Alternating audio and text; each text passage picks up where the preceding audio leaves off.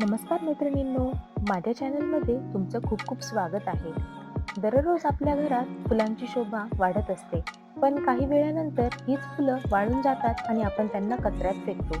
पण जर ही कोमेजलेली फुलं आपल्या घरात सकारात्मक ऊर्जा पसरवणारं, सुगंधित आणि शुद्ध वातावरण तयार करू शकत असतील तर?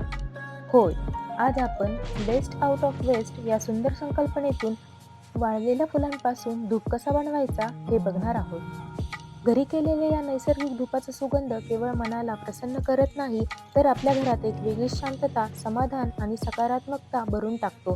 रासायनिक धुपापेक्षा आरोग्यासाठी सुरक्षित, पर्यावरणपूरक आणि अगदी सोपं बनवता येणारं असं हे खास धूप निरांजन.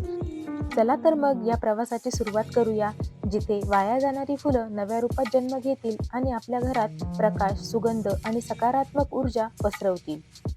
तर धूप बनवण्यासाठी मी या ठिकाणी देवाला वाहिलेली फुले 2 ते 3 दिवस उन्हात सुकवून घेतली आणि नंतर त्यांच्या पाकळ्या वेगळ्या करून घेतल्या.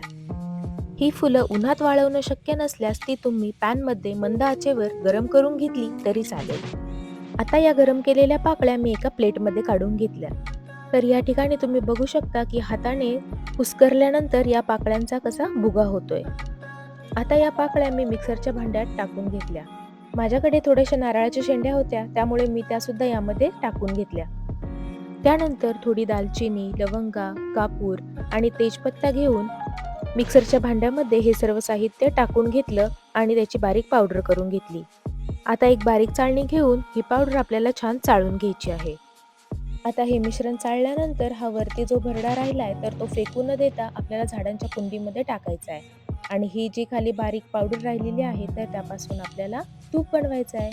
आपल्या धुपाचा छान सुगंध येण्यासाठी या ठिकाणी मी 2 चमचे चंदन पावडर वापरली आहे. त्यानंतर थोडेसे गाईचे तूप घेऊन ते पण वितळवून घेऊन यामध्ये टाकलेलं आहे.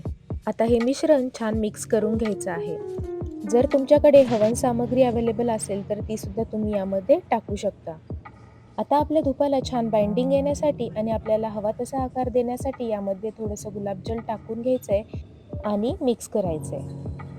आता या मिश्रणाचा थोडासा भाग हातावर घेऊन त्याला आपल्या आवडीनुसार छान धुपाचा आकार देऊन घ्या.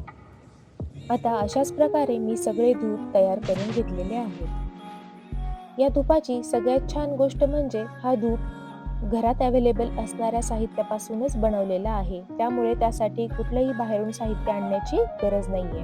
त्यामुळे तुम्ही सुद्धा हा बजेट फ्रेंडली धूप नक्कीच बनवून बघा. हा धूप उन्हामध्ये 2 ते 3 दिवस छान वाळू द्या. सूर्याची कोवळी ऊब आणि निसर्गाची हवा हे दोन्ही त्याला आणखी सुगंधित करतात. जेव्हा तुम्ही हा धूप घरात पेटवता, तेव्हा त्यातून निघणारा धूर केवळ सुगंध पसरवत नाही, तर वातावरण हलकं करतो, मन प्रसन्न करतो आणि घरात एक दिव्य शांतता घेऊन येतो. तर केमिकल नसलेला, शरीरासाठी आणि निसर्गासाठी सुरक्षित असा हा इको फ्रेंडली धूप तुम्ही सुद्धा नक्की ट्राय करून बघणार ना? निसर्गाचा आदर करा, त्याच्यावर प्रेम करा आणि तेच प्रेम परत मिळवा. आणि हो, व्हिडिओ आवडल्यास लाईक, शेअर आणि सबस्क्राईब नक्की करा. पुन्हा भेटू एका नवीन व्हिडिओमध्ये. तोपर्यंत बाय.